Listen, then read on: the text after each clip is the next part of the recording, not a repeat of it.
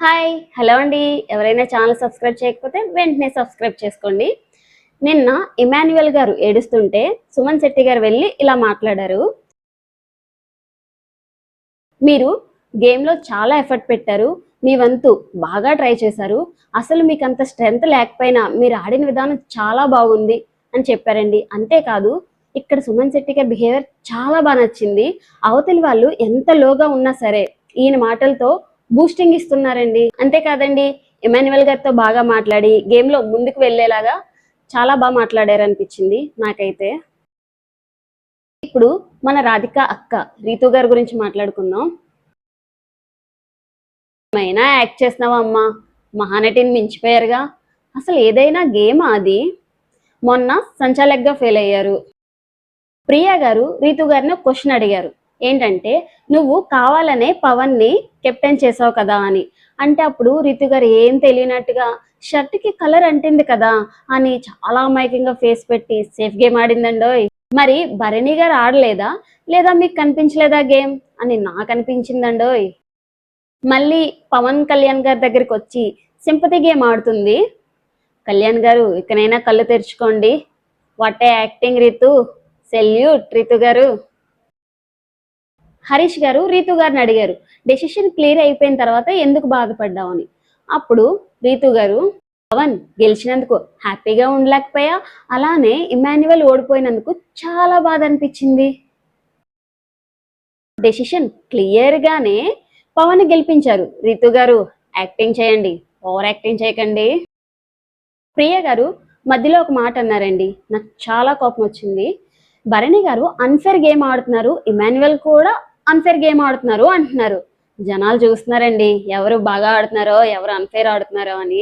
నిన్న big boss టెనెన్స్ కి ఒక టాస్క్ ఇచ్చారు. ఆ టాస్క్ లో సంజన గారు చెప్పింది నాకు బాగా అనిపించింది. నేను కెప్టెన్ అయ్యాను, నేను ట్రై చేయను, వేరే వాళ్ళకి ఛాన్స్ ఇస్తా అని ఆవిడ చెప్పిన విధానం నాకు చాలా బాగా నచ్చింది. కానీ ఈవిడ సుమన్ శెట్టి గారి దగ్గర తీసుకోవడం నాకైతే అస్సలు నచ్చలేదు. ప్రియా గారు సుమన్ శెట్టి గారిని ఎలిమినేట్ చేయడం నాకైతే అస్సలు నచ్చలేదు. అక్కడ గేమ్లో తన టాయ్స్ ని సేవ్ చేసుకుంటున్నారు తప్ప కావాలని చేసింది కాదు. దానికి ఆవిడ చూసుకోకుండా కావాలని అవుట్ చేయడం నాకైతే నచ్చలేదు. ఫిజికల్ టాస్క్ లో సంజన గారు చాలా బాగా ఆడుతున్నట్టు అనిపించింది. నిన్న కామనర్స్ రీతు గారికి ఫేవర్ గా ఆడినట్టు అనిపించింది నాకైతే. ఎవరి దగ్గర టాయ్స్ తక్కువ ఉంటే వాళ్ళని ఎలిమినేట్ చేస్తా అన్నారు, మళ్ళీ వెంటనే మాట మార్చేసి ఒక్కరిని ఎలిమినేట్ చేశారు. రీతు గారు సుమన్ శెట్టి గారి దగ్గరికి వెళ్ళి, అన్నా నాకు హెల్ప్ చేయండి అన్నా, అన్నా ఈ ఫ్లోరా గారిని సంజన గారిని ఆపండి అన్నా అంటారు. అప్పుడు వెంటనే సుమన్ శెట్టి గారు చాలా అమాయకంగా, వాళ్ళు కొట్టేస్తున్నారమ్మా, వాళ్ళు గోర్లతో రక్కేస్తున్నారమ్మా అంటారు. వెంటనే నెక్స్ట్ మినిట్ రీతు గారి మీద అటాక్ చేస్తారు ఈయన. రీతు గారి దగ్గర వీళ్ళందరూ తీసేసుకుంటారు. అయితే తీసేసుకున్నారని వెంటనే రాము రాథోడ్ గారి దగ్గర రీతు గారు తీసేసుకుంటారు టాయ్స్ అన్నిని. రీతు గారు చాలా బాగా డిఫెండ్ చేసుకున్నారు, కానీ ఏంటో ఈవిడకే నెగిటివ్ అవుతుంది అనుకోండి.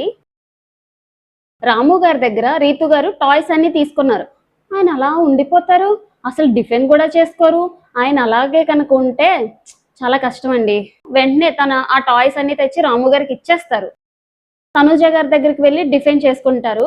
ఆవిడ తనుజ గారి మీద కూర్చొని ఆ టాయ్స్ లాక్కుంటుంటే ఏదో కొంచెం ఓవర్గా ఆడినట్టు అనిపించిందండి నాకైతే.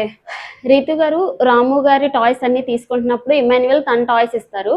అప్పుడు రీతు గారితో ఇలా అంటారు, అది కరెక్ట్ కాదు అంటే, రీతు నీకు సపోర్టర్స్ ఉన్నారా, నాకెవరు సపోర్ట్ చేసేవాళ్ళు లేరు అంటే వెంటనే ఇమాన్యుయల్ గారు, నమ్మకంగా ఉంటే ఎవరైనా హెల్ప్ చేస్తారు, సపోర్ట్ చేస్తారు, కానీ నమ్మక ద్రోహం చేస్తే ఎవరు సపోర్ట్ చేయరు అనేస్తారండి. ఇమాన్యుయల్ గారు ఓనర్స్ టీమ్ కి వెళ్లకుండా ఈ టీంలోనే ఆడితే ఎక్కువ స్కోప్ దొరుకుతుంది అనుకుంటారు. ఇక్కడ బాగానే స్ట్రాటజీగా మాట్లాడారనిపించింది. అలాగే తనూజ గారు కూడా గేమ్ చాలా బాగా ఆడారు. రాము గారు పర్మనెంట్ ఇంటి ఓనర్ అయ్యారు ఫైనల్ గా. రాము రాథోడ్ గారు ప్రియ గారితో ఇలా మాట్లాడతారు, రీతు ఉంటే ఇద్దరం ఉందాం అంటది, కానీ మళ్ళీ వచ్చి నాట్ వాయిస్ తీసుకునేసరికి నేను చాలా షాక్ అయ్యాను అంటారు. అప్పుడు ప్రియ గారు, నువ్వు డిఫెండ్ చేసుకోకపోవడం వల్లే అక్కడ గొడవలు అయ్యాయి, నువ్వు డిఫెండ్ చేసుకోకపోవడం వల్లే ఇప్పుడు ఈ ఇంట్లో ఉన్నావు అంటారు. అప్పుడు నాకు అనిపించింది ఏంటంటే, మంచిది మీరు ఏం చేయకపోవడం వల్ల ఒక మంచి కప్పు కాఫీ తాగండి అనిపించింది. సో చూసారు కదండి, మరింత కంటెంట్ కోసం ప్లీజ్ లైక్, షేర్, సబ్స్క్రైబ్.